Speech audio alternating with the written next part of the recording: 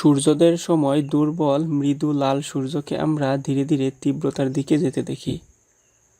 দুপুরে সূর্যকে সবথেকে তীব্র অবস্থায় দেখি এবং তারপর থেকে তীব্র সূর্যটি ধীরে ধীরে দুর্বল হতে থাকে এবং অস্তমিত হবার সময় পুরোপুরি দুর্বল লাল হয়ে অস্তমিত হয়। তাহলে কি সূর্য 12 ঘন্টা পর পর দুর্বল ও সবল হয়? সে কি আমাদের বাসাবাড়ির ফ্যান, লাইট ইত্যাদির মতো কমে বাড়ে? উত্তর হলো না। তাহলে এমনটি কেন ঘটে? সূর্য বিশাল একটি অগ্নিগোলক। সূর্য সবসময় চারদিকে তাপ ও আলোক শক্তি বিকিরণ করতে থাকে। কখনো সূর্য ধীরে ধীরে মৃদু বা দুর্বল হয়ে যায় না, আবার মৃদু বা দুর্বল থেকে ধীরে ধীরে তীব্র বা সবল হয় এমনটিও নয়। অর্থাৎ সূর্য সবসময় সমান তীব্রতায় জ্বলতে থাকে বা চারদিকে তাপ ও আলোক শক্তি নির্গত করতে থাকে।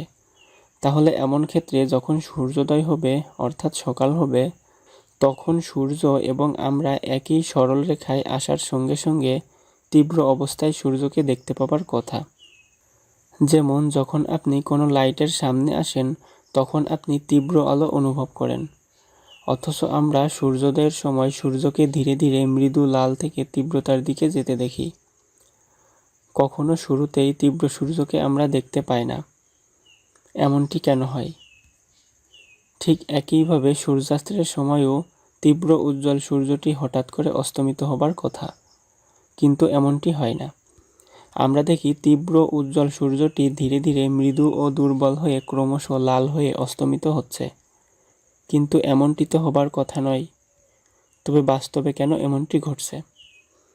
সূর্যাস্ত ও সূর্যোদয়ের সময় কেন তা দেখতে লাল হয় এবং কেন তা মৃদু থেকে তীব্র এবং তীব্র থেকে মৃদু হয় তা নিয়েই আলোচনা করা হয়েছে আজকের ভিডিওতে। আমি আসাদ আছি আপনাদের সঙ্গে। আপনারা দেখছেন বিজ্ঞান ইনফিনিটি। শুরুতেই জেনে নেওয়া যাক এই সূর্যের আলো আসলে কি। আমরা জানি আলো এক প্রকার তরঙ্গ। যদি সূর্যের আলোকে প্রিজমে ফেলা হয় তবে তা থেকে 7টা আলাদা আলাদা তরঙ্গ পাওয়া যাবে।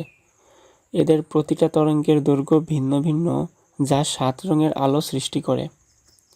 এগুলো হলো red, orange, yellow, green, blue, violet. এখানে নিচের দিকে গেলে পর্যায়ক্রমে তরঙ্গ দৈর্ঘ্য কমতে থাকবে এবং নিচ থেকে উপরের দিকে গেলে পর্যায়ক্রমে তরঙ্গ দৈর্ঘ্য বাড়তে থাকবে। লাল আলোর তরঙ্গ দৈর্ঘ্য সবথেকে বেশি, তারপরে কমলা। এভাবে ধারাবাহিকভাবে সবথেকে কম তরঙ্গ দৈর্ঘ্য বেগুনির। লাল তরঙ্গের তরঙ্গ দৈর্ঘ্য বেশি হওয়ায় এটির কম্পাঙ্ক কম, তাই অল্প শক্তি ব্যয় হয়, ফলে এটি অনেক দূর পর্যন্ত যেতে পারে। অন্যদিকে বেগুনি রঙের তরঙ্গ দৈর্ঘ্য অনেক কম, ফলে তার কম্পাঙ্ক অনেক বেশি। এজন্য বেশি ঘন ঘন কম্পনের ফলে এর এনার্জি দ্রুতই শেষ হয়ে যায়, ফলে এটি অল্প দূরত্ব পাড়ি দিতে পারে। এটি হলো পৃথিবী। এটি পৃথিবীর বায়ুমণ্ডল। আমরা জানি বায়ুমণ্ডলে বিভিন্ন রকম ধূলিকণা এবং oxygen, nitrogen, argon, carbon dioxide, hydrogen, helium ইত্যাদির মতো বিভিন্ন উপাদান রয়েছে। এখন যদি বিবেচনা করি আমরা এখানে আছি, তবে সূর্যোদয়ের সময় সূর্য থেকে আসা আলো প্রায় পৃথিবীর স্পর্শক বরাবর এতখানি বায়ুমণ্ডল পাড়ি দিয়ে আমাদের চোখে এসে পৌঁছাবে।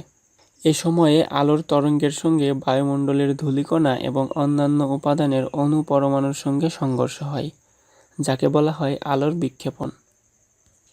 যেহেতু লাল আলোর তরঙ্গদৈর্ঘ্য বেশি এবং কম্পাঙ্ক কম, ফলে এটি বেশি দূর পর্যন্ত যেতে পারে এবং কম বিক্ষেপিত হয়, যার ফলে লাল আলো এই বরাবর তুলনামূলক লম্বা পথের বায়ুমণ্ডল ভেদ করে তার কিছু তরঙ্গ আমাদের চোখে এসে পৌঁছাতে সক্ষম হয়।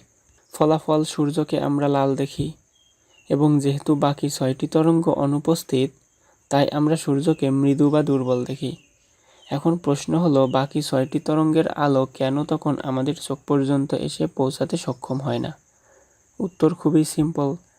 যেহেতু অন্য আলোর তরঙ্গ দৈর্ঘ্য কম, ফলে তার কম্পাঙ্ক বেশি, তাই এটি ঘন ঘন কম্পনের ফলে এর শক্তি দ্রুত শেষ হয়ে যায়।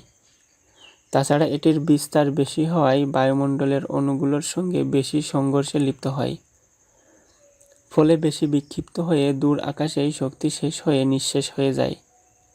ফলাফল এই তরঙ্গগুলো আমাদের চোখ পর্যন্ত এসে পৌঁছাতে সক্ষম হয় না। এজন্যই আমরা তখন সূর্যকে দুর্বল ও লাল দেখি। যাই হোক, এখন সময়ের সঙ্গে সঙ্গে সূর্য আমাদের মাথার উপরের দিকে আসতে থাকবে, অর্থাৎ আমরা সামনের দিকে আগাবো। তখন সূর্য এবং আমাদের ডিরেকশন পরিবর্তিত হয়ে এই বরাবর আসতে থাকবে। খেয়াল করলে দেখতে পারবেন সময়ের সঙ্গে সঙ্গে এই দূরত্ব কমছে। ফলাফল সূর্য থেকে আসা আলোক তরঙ্গের বায়ুমণ্ডলের কম উপাদানের সঙ্গে সংঘর্ষ হবে, যার ফলে সময়ের সঙ্গে সঙ্গে পর্যায়ক্রমে আলোর সকল তরঙ্গগুলো আমাদের চোখে এসে পৌঁছাতে সক্ষম হয়। ফলে আমরা সূর্যকে ধীরে ধীরে তীব্র এবং সবল রূপে দেখতে পাব, এবং এই অবস্থানে সূর্যের তীব্রতা সবথেকে বেশি হয়। এজন্য দুপুরে আমরা সূর্যের সর্বোচ্চ তেজ উপলব্ধি করতে পারি। ঠিক দুপুরের পর থেকে, অর্থাৎ সূর্য যখন এই অ্যাঙ্গেল থেকে এই বরাবর দিগন্তের দিকে যেতে থাকবে, এক্ষেত্রে সূর্যের আলো আমাদের কাছে পৌঁছাবার মধ্যবর্তী বায়ুমণ্ডলীয় দূরত্ব বাড়তে থাকবে। ফলে বায়ুমণ্ডলের বেশি উপাদানের সঙ্গে সংঘর্ষ হবে, কারণ এতটুকুর থেকে এতটুকুর মধ্যে বেশি বায়ুমণ্ডলীয় উপাদান থাকবে। ফলাফল যাদের তরঙ্গদৈর্ঘ্য সবথেকে কম, তাদের থেকে পর্যায়ক্রমে আলোক তরঙ্গগুলো বাধা পেতে থাকবে। ফলে আমরা তীব্র সূর্যকে ধীরে ধীরে মৃদু ও দুর্বল হয়ে যেতে দেখব। তখন কেবল লাল আলোর কিছু % তরঙ্গ আমাদের চোখে এসে পৌঁছাতে সক্ষম হয়। ফলাফল সূর্যকে আমরা লাল ও দুর্বল দেখি। বিজ্ঞানের সব মজার ও জটিল বিষয়কে সহজেই বুঝতে চ্যানেলটিকে সাবস্ক্রাইব করে বিজ্ঞান ইনফিনিটি পরিবারের সঙ্গে যুক্ত থাকতে পারেন।